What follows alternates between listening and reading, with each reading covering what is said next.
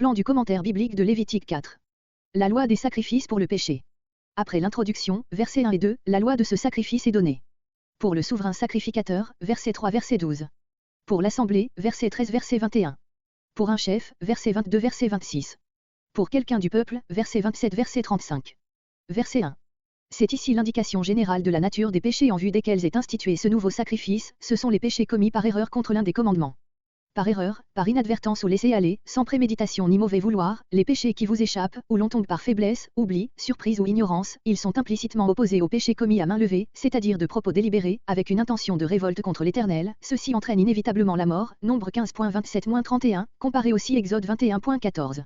Contre l'un des commandements, des transgressions à la suite desquels on a la conscience distincte non seulement d'avoir mal agi, mais d'avoir désobéi à l'un des commandements par lesquels Dieu a fait connaître sa volonté, on se sent positivement coupable vis-à-vis d'un des articles du Code. En précisant ces deux points, Dieu donnait au sentiment vague du péché quelque chose de plus poignant, tel était le but pédagogique de l'institution du sacrifice pour le péché et nous verrons concourir au même résultat les divers rites qui lui étaient propres. D'abord il y avait l'imposition des mains, bien probablement accompagnée de la confession du péché commis, Lévitique 5.5. Puis, comme Dieu avait été personnellement offensé, une partie du sang de la victime était, du moins dans les plus importants de ses sacrifices, introduite dans le sanctuaire, le plus près possible de l'arche, versets 5 et 6. Dans les autres cas, il en était fait aspersion sur les cornes de l'autel d'airain. Enfin, le fait que la graisse, qui est le minimum dû à l'Éternel, Lévitique 3.16, était seule offerte sur l'autel, était bien propre à faire comprendre que la notion de la consécration entière, qui dominait dans l'Holocauste, n'était ici que secondaire et faisait place à celle de l'expiation, qui est l'idée essentielle de ce sacrifice. D'autre part, la victime ne devait point fournir, comme dans le sacrifice d'action de grâce, le principal aliment d'un repas complété par des offrandes non sanglantes. Dans le sacrifice pour le péché, la victime n'avait d'autre rôle que celui de porter le péché dont elle avait été chargée, voilà pourquoi elle devait être, sauf exception, brûlée hors du camp et pourquoi aucune oblation ne l'accompagnait. Chez les païens aussi, aucune partie des victimes expiatoires n'était mangée. Rien donc de mieux fondé que le nom de chatat, péché, que porte en hébreu cet acte que nous devons traduire par sacrifice pour le péché. Ce sacrifice est avec le péché dans un rapport plus direct et plus exclusif que tous les autres. Verset 3. Verset 3 à 12 pour le souverain sacrificateur.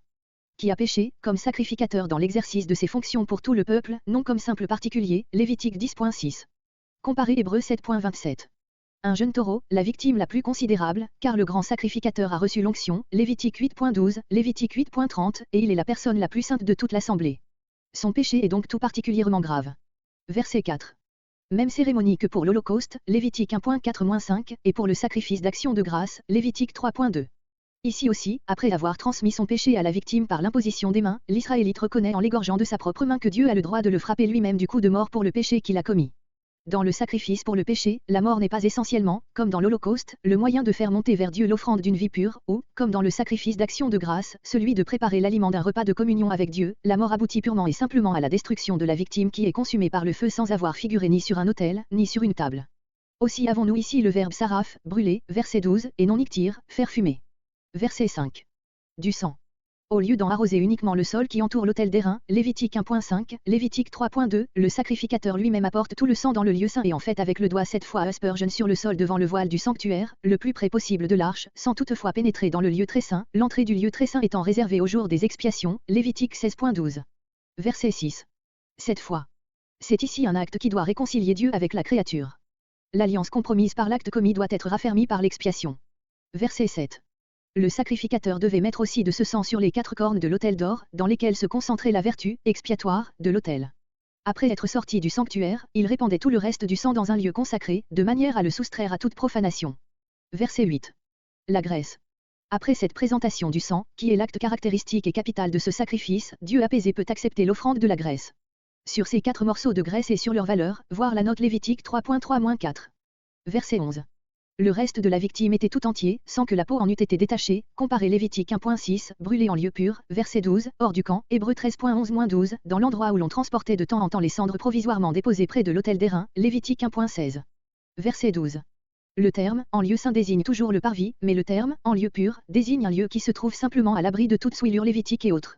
Ainsi devait finir une victime qui était devenue elle-même péché, ainsi était détruit en elle le péché lui-même. Il l'emportera, avec l'aide d'autres sacrificateurs. Verset 13. Versets 13 à 21 pour tout le peuple. Verset 14. Découvert, soit par quelque manifestation du déplaisir divin, soit ensuite d'un examen plus sérieux, comparez un exemple du cas ici prévu 1 Samuel 14.32. Un jeune taureau. Même offrande que pour le péché du souverain sacrificateur, qui représentait le peuple. On l'amènera.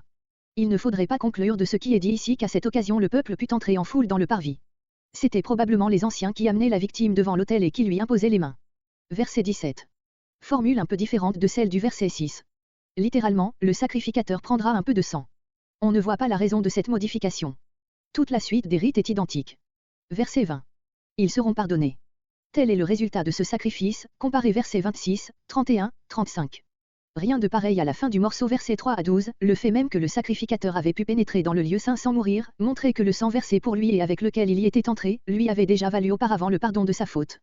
Ici le pardon est mentionné parce que rien ne le garantissait extérieurement. L'expression « ils seront pardonnés » ne se trouve dans la loi que lorsqu'il y a eu action coupable expiée par quelque sacrifice, versets 26, 35, Lévitique 5.10 etc. Quand il s'agit uniquement de l'état de souillure, les sacrifices produisent simplement la pureté, Lévitique 12.7-8, Lévitique 14.20, etc. Verset 22. Versets 22 à 26 pour un chef. Si un chef, le chef d'une des tribus, ou d'une des subdivisions de la tribu. Verset 23. Lorsque le péché, lorsqu'il aura été averti de sa faute par quelqu'un ou par quelque chose. Le verset 23 commence littéralement par les mots « ou bien » que notre traduction a renoncé à rendre, il suppose que les derniers mots du verset 22 prévoient le cas opposé, celui où le sentiment de la culpabilité se produirait spontanément. Il faut donc entendre les mots « et qu'il se soit rendu coupable » dans ce sens « et qu'il se sente coupable », ce qui équivaut au « s'aperçoivent qu'il est coupable » de Lévitique 5.3. Ce cas est moins important que les deux précédents aussi. N'avons-nous ici qu'un bouc pour victime, le sang n'est pas porté dans le lieu saint, il est mis seulement sur les cornes de l'autel extérieur, la chair n'est pas brûlée, enfin c'est un simple sacrificateur qui officie. Un bouc, littéralement un velu, un bouc déjà âgé, au long poil. Un pareil animal ne figure jamais comme holocauste ou victime d'action de grâce, jamais non plus il n'est désigné comme animal de boucherie. C'est du jeune bouc qu'il est par les Nombres 7.16, Deutéronome 23.14, Ésaïe 1.11, ainsi que Genèse 30.35.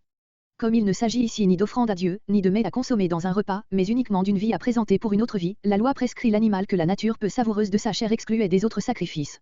Verset 24. Le lieu désigné est le côté nord de l'autel des Lacoste, Lévitique 1.11. Verset 25. Le sacrificateur. D'après Lévitique 6.26-29, en Hébreu 19 à 22, ce n'était pas le souverain sacrificateur, mais un sacrificateur ordinaire. Verset 26. Rien n'est prescrit ici quant à la chair, mais nous savons par Lévitique 6.29 qu'elle devait être mangée par les sacrificateurs dans un lieu saint. Dans les deux cas précédents, sacrifice pour le grand sacrificateur et pour l'assemblée, elle devait être brûlée.